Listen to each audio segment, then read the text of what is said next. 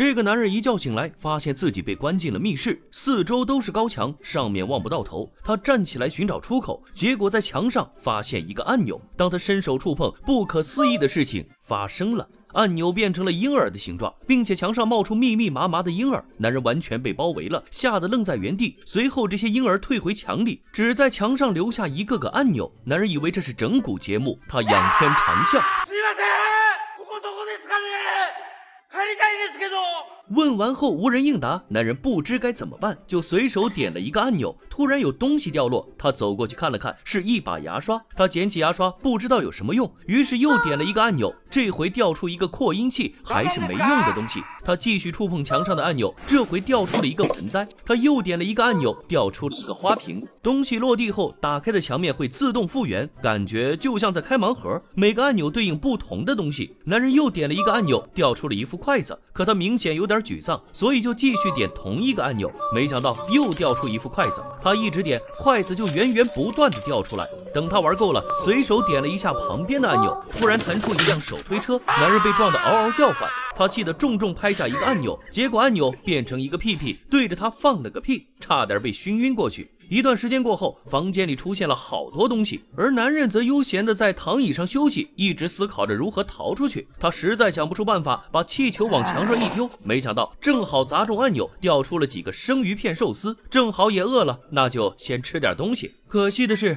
酱料碟里没有酱油。男人希望能掉出一瓶酱油，可不管他怎么点按钮，掉出来的都是寿司。结果酱油没来，却攒了满满一盘寿司。男人只好把所有寿司都吃光。等他吃饱后，就近点了一个按钮，这时候才掉出一瓶酱油。男人生气的一把推开，他躺在地上点了个按钮，掉下来一副3D 眼镜。男人戴上后，发现整个世界都改变了。他能看到墙上有个会动的婴儿，男人走过去碰了碰婴儿，突然屋内出现了巨大的倒计时，地面的东西向墙根散开，有一个巨大的屁屁从上面压下来。倒计时结束后，轰出一个响亮的臭屁，男人当场被熏晕过去，这也宣告着他的第一次逃生挑战彻底失败了。从未见过如此刺激的逃生游戏，完全秒杀鱿鱼游戏。这个男人被困在密室里，每天的生活就是开盲盒。他只要摁下墙上的按钮，就会有东西随机掉出来。摁下按钮，有看不完的漫画，有吃不完的寿司，也可能突然跑出一个非洲女人。如果运气不好，还可能被水浇了一身。开盲盒虽然很爽，可男人终究要想办法逃出去。他摁下地面的按钮，突然身后出现了一道门，这让男人异常兴奋。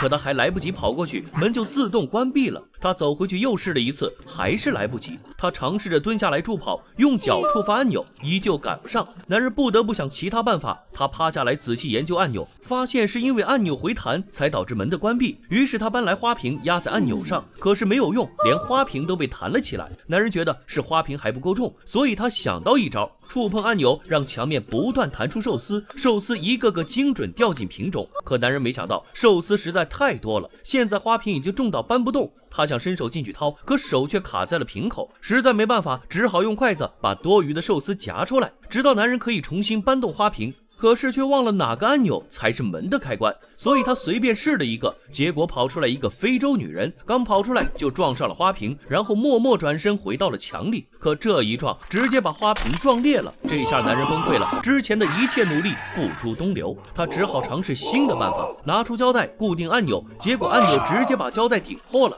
他拿出一块铁板压住按钮，然后粘上胶带，一路退到了门口，可铁板被按钮弹起，又一次失败了。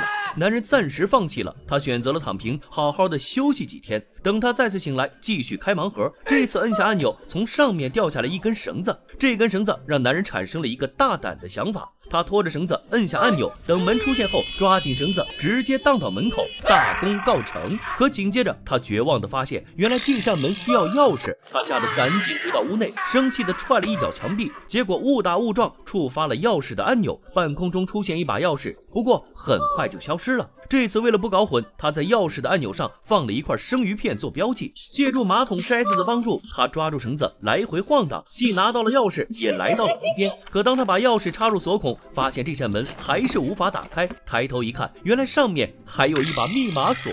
男人吓得再次退回屋内。男人只要触碰墙上的按钮，就会随机掉出一样东西。他每天的生活就是开盲盒，唯一出口是墙上的一道门。非常不幸的是，当他要开门的时候，却被门卡住了。了，这下真成了前无通路后无归途。他被困在不到1平米的格子间里，动弹不得。男人只能枯坐着，回忆之前在密室里的幸福时光。当时好歹还可以看书、玩耍、吃东西。突然，男人感觉到一阵风，原来其中有一面墙可以直接推开。于是他像发了疯一样冲出去，结果跑了一路，才发现原来跑进了另一间密室。密室的墙面都是人形浮雕，正对着他发出刺耳的嘲笑声，这让男人彻底崩溃了。和上一个密室一样，墙上再次出现了密密麻麻的按钮。男人慢慢靠近按钮，只是这回不再掉东西出来，他触碰按钮就能操纵远在墨西哥的拳手 KO 对手。他继续触碰按钮，拳手又 KO 了另一个对手。他不停触碰按钮，拳击手在台上完全失控，逢人就打，就连自己的儿子也不放过。男人触碰了另一个按钮，就能操纵着远在洛杉矶的歌手，让他在舞台上喷火。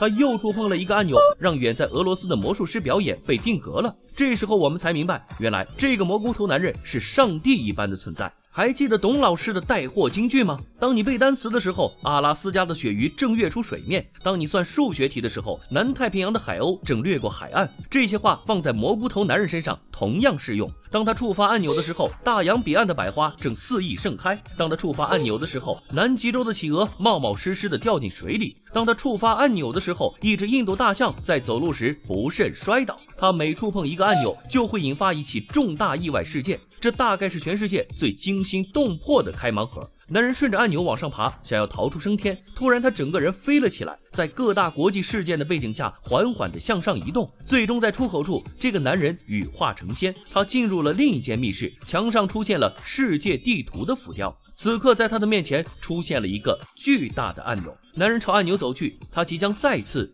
改变世界。